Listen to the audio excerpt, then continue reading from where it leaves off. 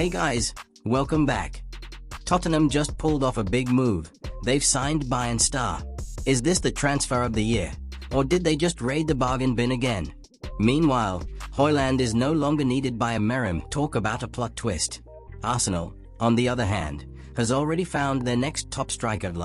They didn't even need to go to the transfer market. They just woke up one day and said, "Oh, we've got this sorted, thanks." Now, who's this new leader up front? The one everyone's buzzing about? Your likes are my motivation to work non-stop. Folks, 350 likes, and I'll drop the next episode tomorrow, and don't think I won't hold you to it. It's a deal. Let's talk about Real Madrid. They've got more headaches than a Sunday morning after a parted injuries. Check pressure in La Liga? Absolutely Champions League looming? You bet, but there's one issue no tactics or transfer can solve, and I'm not talking about the coffee machine breaking down at training. Nope, it's Vinicius. Oh yeah, that Vinicius, the Brazilian who can break through any defense but somehow ends up causing more headaches than your cousin's DJ playlist at a family reunion. He's talented, no doubt, but lately, he's been ruffling feathers, even within his own team. Luka Modric, the guy who's seen it all from Ronaldo to Bale, finally snapped. Yes, you read that right, Luka lost it and called Vini out in public. Now, let's break this down because this is juicy. Picture this, Real Madrid's latest Copa del Rey match. There's a moment on the pitch that spoke louder than any insider report. Modric, frustrated, confronted Vini about his lack of defensive effort. I mean, this is the same Luka who has seen the likes of Cristiano throw fits on the pitch and still kept his cool, and now is airing dirty laundry? That's a big red flag. But let's be real here, Vinicius's talent. No one's questioning that. He's Madrid's main creative force, no doubt, but over the years, it feels like his ego's grown as much as his highlight reel. And if there's one thing that the Real Madrid dressing room won't stand for, it's players who think they are bigger than the team. Cristiano? Sure, he had a right to act like a diva. The guy delivered trophies left, right, and centered, but Vini? Not yet, but it is more famous for causing headlines with his attitude than winning major silverware. For now, the club's still backing him, but how long will that last? Remember when Saudi Arabia offered €300 million for him last summer? Madrid laughed it off, but if the locker room tension continues, Madrid might start thinking, well, maybe we should take that check.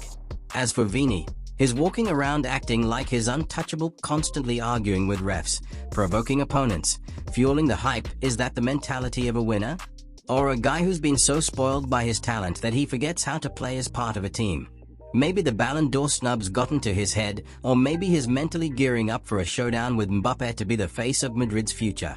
But let's face it, there's a lot of drama brewing here. Will Vini straighten up and fix things with his teammates? Or will Real Madrid have to make a tough decision before things go full soap opera? Speaking of dramas, let's talk about Cunha. Not long ago, we were all wondering where he'd end up, and now he's extended his contract with Wolverhampton until 2029. But hold your horses, don't close that transfer tab just yet. There's a juicy twist. His new contract includes a release clause of €74 million. That means any club with cash to burn can swoop in and grab him. Arsenal's already eyeing him up. I mean, who wouldn't? The guy's got pace, dribbling skills that'll make defenders cry, and the vision of a footballing oracle. But is €74 million too much for Arsenal? Sure, it sounds like a steep price, but remember they've been sniffing around for attacking options. So, if one of their forwards decides to bounce in the summer, this could be a match made in football heaven. Could Arsenal be ready to splash the cash? But wait, Chelsea's also in the race. Let's just say they've been collecting attacking players the way we collect coupons, and we all know how that usually ends, a massive pile of players, none of whom seem to know where the goal is. Tottenham? Maybe as a backup plan, but that's a stretch. Aston Villa? Emery's always shopping for reinforcements. Nottingham Forest? Please, they're still living in the past, reminiscing about their Champions League glory days. So, Cunha stays with the Wolves for now, but summer's coming, and things could get spicy. Now, Manchester City. City. Guardiola's playing chess while the rest of us are stuck with checkers first. He reinvented defenders. Now, they're back in the transfer market, and guess what? They almost signed Andrea Cambiasso from Juventus for €60 million. Yep, everything was set, deal in place, contract lined up. But, just like when you go to the store for milk and end up buying a 65-inch TV, something went off track. City had the funds ready, the contract sorted, But last minute, they decided to put that money somewhere else. But don't count Cambiasso out just yet. Guardiola still wants him maybe in the summer, after City sorts out their financials and the Club World Cup nonsense. Juventus?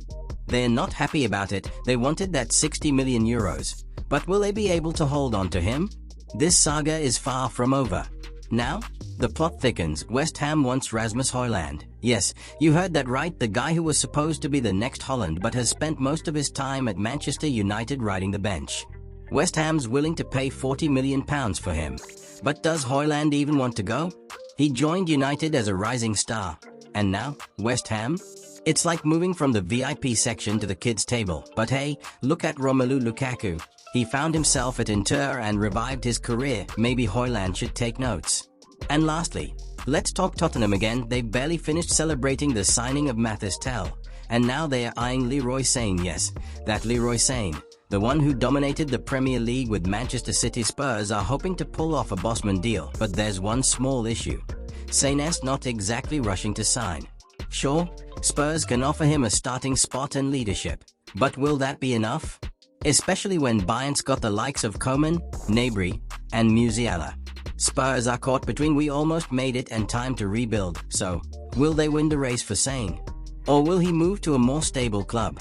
What do you think?